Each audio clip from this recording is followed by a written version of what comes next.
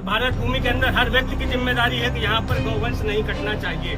तो इस बिल्हौर के अंदर जितनी मस्जिदें हैं उनके दरवाजों पर अगर सुअर की बोटियां ना मिले तो मेरा नाम।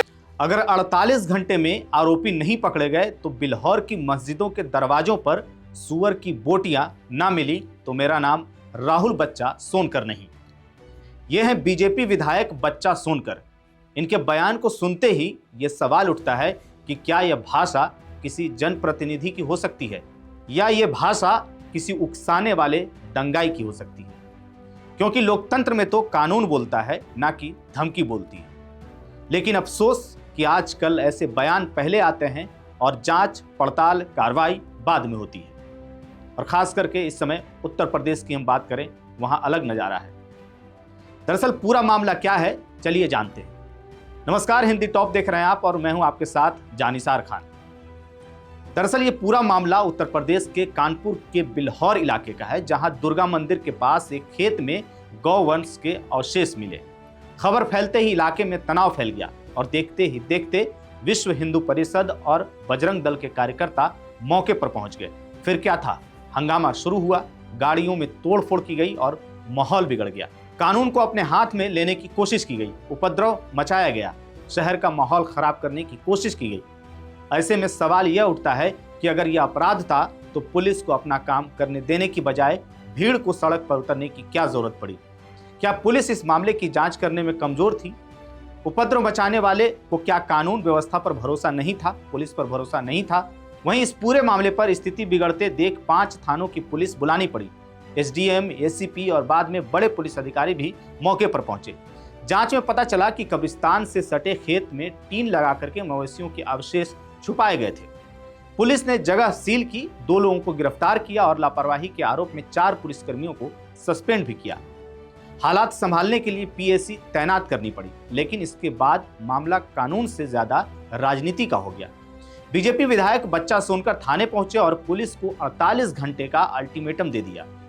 उनका बयान ऐसा था जो डर पैदा करता है। एक विशेष समुदाय के धार्मिक स्थल को लेकर के धमकी दे रहे हैं वो।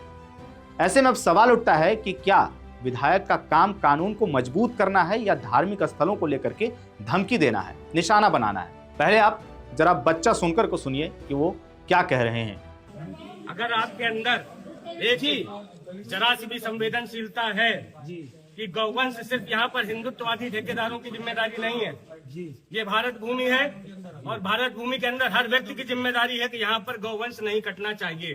चाहे वो वर्दी में हो, चाहे वो कुर्ते पैजामे में हो, चाहे वो सामान्य व्यक्ति हो।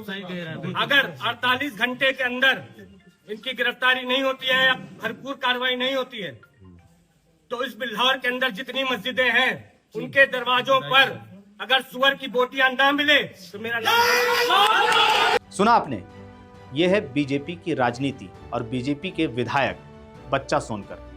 अब जरा बीजेपी की राजनीति पर आप नजर डालिए। जो बीजेपी खुद को सबसे बड़ी गौ रक्षक पार्टी बताती है, चुनावों में गाय का नाम लिया जाता है, गाय के नाम पर भावनाएं भड़काई जाती हैं, लेकिन सच्चाई क्या है? सच्चाई यह भी है कि कई जगहों पर सरकार को स्लॉटर हाउस से टैक्स और चंदा मिलता है। उत्तर प्रदेश की भी बात करें हम तो उत्तर प्रदेश में भी एक बड़े मात्रे में बीजेपी को स्लॉटर हाउस से चंदे मिलते हैं। यानी कि एक तरफ गौ रक्षा का नारा और दूसरी तरफ उसी सिस्टम से कमाई। यही है बीजेपी का दोहरा चेहरा। और सबसे अहम सवाल है ये कि अगर गौकशी रोकनी है तो कार्रवाई हर बार मस्जिदों और मुस्लिम इलाकों के आसपास ही क्यों दिखती है? क्या वो स्लॉटर हाउस बीजेपी या बीजेपी सरकारों को नहीं दिख रही है, बीजेपी के नेताओं को नहीं दिख रही है, या बजरंग दल या विश्व हिंदू परिषद के नेताओं को नहीं दिख रही है? क्या बीजेपी मानती है कि गौकशी सिर्फ एक ही समुदाय के लोग करते हैं? या फिर सच्चाई यह है कि नफरत फैलाने के लिए एक तय निशाना होना जरूरी है या निशाना बना दिया जाता है? देश में बीजेपी की सरकार है, उत्तर प्रदेश में भी बीजेपी की सरकार है, केंद्र में बीजेपी की सरकार है, कानून बनाने की ताकत भी इनके पास है और प्रशासन भी इनके पास है। फिर भी अगर हर मामले में समाधान सिर्फ धमकी, हंगामा और बयानबाजी बन जाए तो साफ है कि मकसद समस्या सुलझाना नहीं है बल्कि राजनीति करना है। और कानपुर की यह घटना गौवंश के अवशेषों से ज्यादा बीजेपी की राजनीति को उजागर करती है। जहां जांच से पहले शोर मचा दिया गया, थाने में हंगामा किया गया, एक विशेष समुदाय के लोगों को धमकी दी गई, उनके धार्मिक स्थलों को टारगेट किया गया।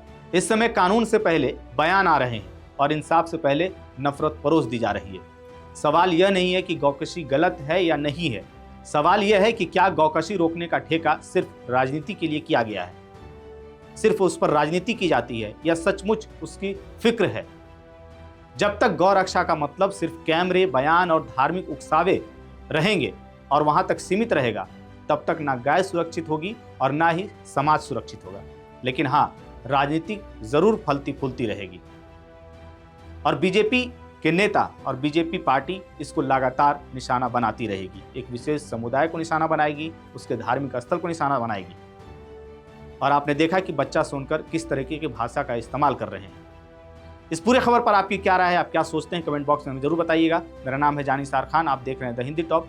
वीडियो अच्छी लगे तो चैनल को सब्सक्राइब कीजिएगा और हमें इंस्टा, फेसबुक और एक्स पर भी फॉलो कीजिएगा।